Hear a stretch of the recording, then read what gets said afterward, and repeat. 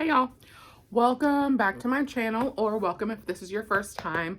I am going to do a book and a box. I have two boxes that I need to unbox, but I think I'm going to separate them into two different videos. And then I just on an IG live unboxed my latest fairy loot. So I will show you what was in it, but you can go check it out over there if you want to see like my reactions as I was opening the box. So I did not plan what book I was going to tell you about with the box. So I think maybe this is just going to be the Bookish box unboxing, and I will talk about a book in the next one.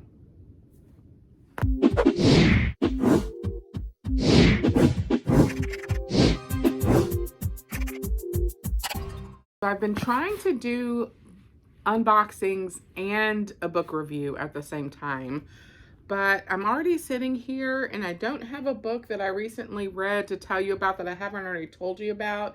I told you about Vespertine. I think I told you about Six Crimson Cranes. Those are a couple of books sitting close to me that I could talk about. This is sitting here, 1619. So this is actually a series of essays that were originally published in the New Yorker or the New York Times, maybe, something like that. But it's been beefed up a little bit and then put into this format. The 1916 project is a large project across multiple platforms that seeks basically to review American history with American slavery placed at the center of that history, because historically when we talk about American history, we really sideline chattel slavery and the role that it has played in American wealth, power, privilege, systems development, and maintenance. I also am one of the people who believes that we've been able to use the social construct of racism and how it is connected to power and privilege and wealth in this country to maintain divisiveness among poor people that has really helped stave off an internal revolution in this country. So it's easy to pit poor people against each other if you have another construct for them to in and out group with, and that for us in America is race. So it's a great book. It's kind of heavy, but it reads pretty fast. I actually ended up reading it through audiobook because it's hard for me to do short, pieces of things in general. But let's see, some of the titles or some of the topics: democracy, explores the history of sugarcane development in the American South; disposition, which had to do with taking over land from people; the role of punishment in maintaining race relations and systemic racism. Let's see what else. Healthcare, music, church, medicine.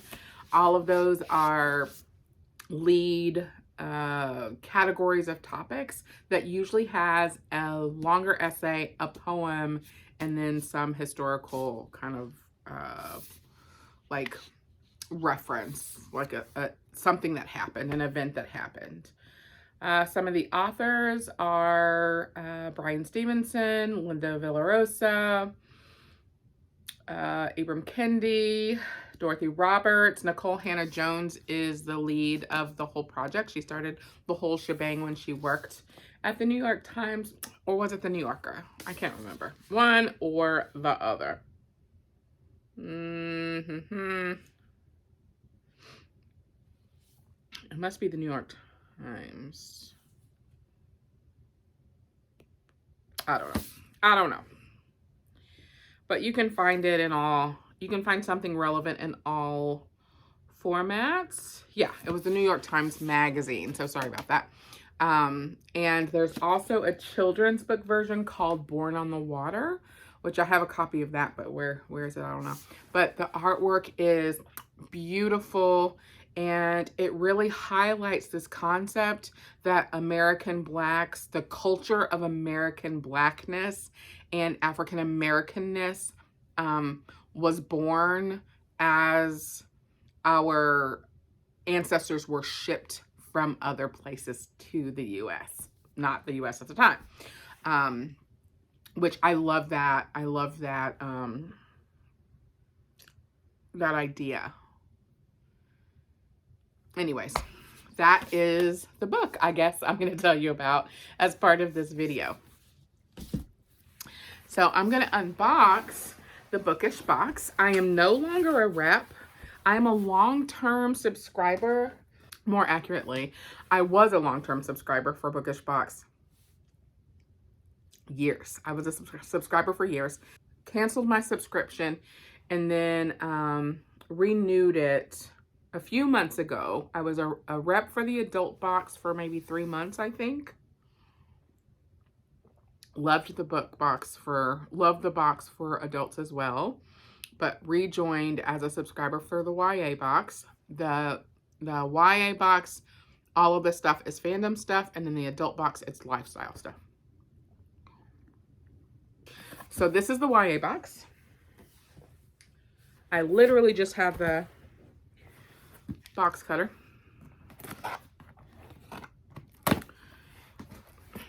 So they've been behind a lot this last few months with all of the supply chain mumbo jumbo, whatever. So this is actually the December box. And I don't know if folks remembered, but I got the advent calendar from the Bookish box back in, so we ordered it, I believe, late November perhaps. And I got that middle of January. So a lot of things have been really delayed with them for a while. And I don't think I showed anybody the advent calendar stuff because I just opened it and was so excited. So maybe I'll do another video for that. So this is December's box that we're about to look at right now. I am going to find the spoiler card just in case I don't have any idea what the stuff is from. I also think it's cool that lots of boxes are doing like playlists now.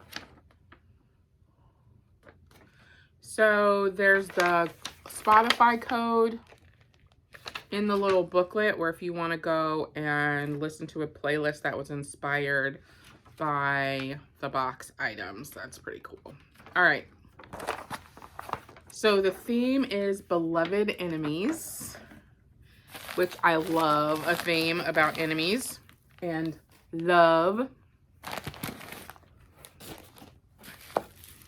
Okay, so there is a candle.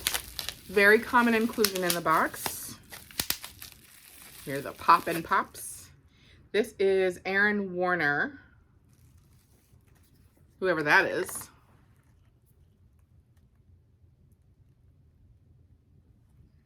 Some blonde dude. The candle, part of the character candle line, featuring artwork from Nicole Deal Art of Aaron Warner from the Shatter Me series by Tahara Mafi on the label. It's sure to ignite your room with scents of dark musk and sandalwood, which it really does. The sandalwood is so good. And then we have a pop socket.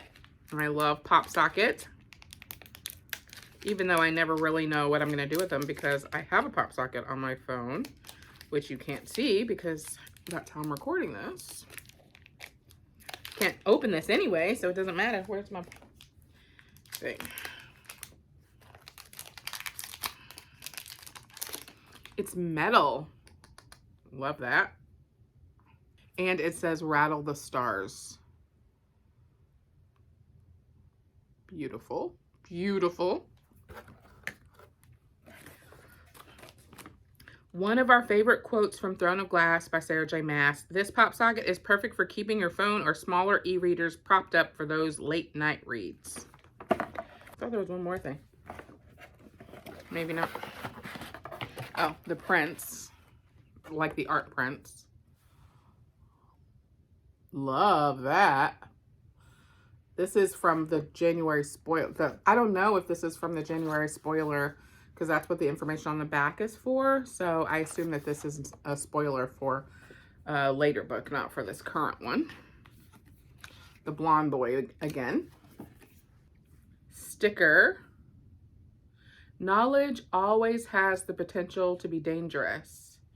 It is a more powerful weapon than a sword or spell. Love that. Oh, there's a blanket. That's why I'm losing my mind. And then the biggest item in here is blankets.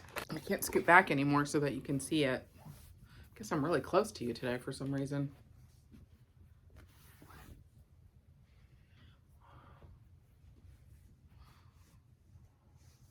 You will bow, or you will bow, or that isn't working. You will bow before your queen, or you will bleed before her. This is so pretty. It looks like Bookish Babe Designs. Let's see if it is. Let's see if it is. One of my favorite Bookish designers on Instagram. Yep, Book Babe Designs blew us away with a stunning design. This blanket is extra cozy with a little bit of stabby sprinkled in. Inspired from Blood and Ash. All right, love this blanket. One of my favorite things probably in the history of the world right now. So let's see what the book is. Dreams Lie Beneath. So this is the December book from the YA Bookish box. I think this is the same book that came in another box earlier in the year, but the cover was blue,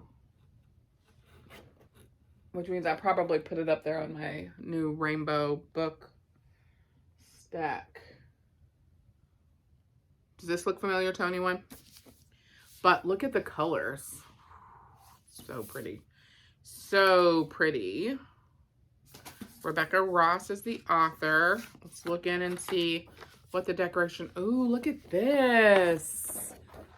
Oh, that's nice.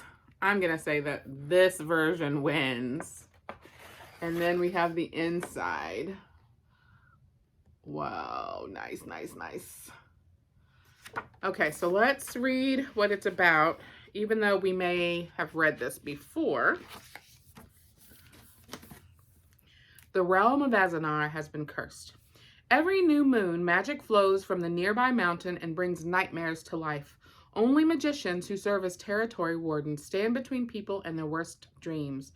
Clementine Madigan is ready to follow in her father's footsteps as the warden of Hareswith, even though she yearns to study the wilder side of magic. Instead, she must record townspeople's nightmares so she and her father are prepared for the danger of the new moon. When her father's domain is challenged by two magicians, Clementine is drawn into a century-old conflict.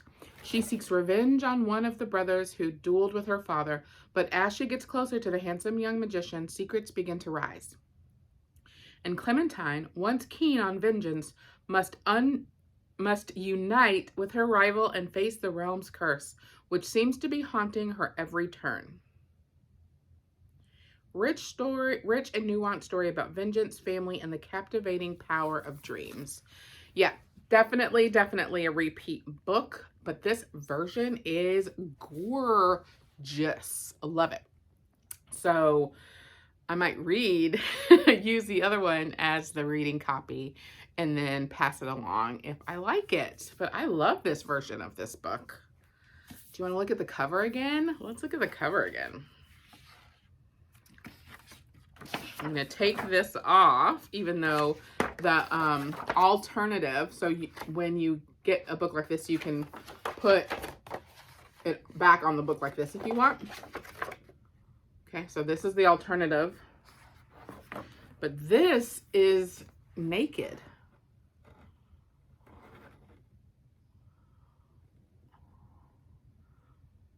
That's so amazing. I love it.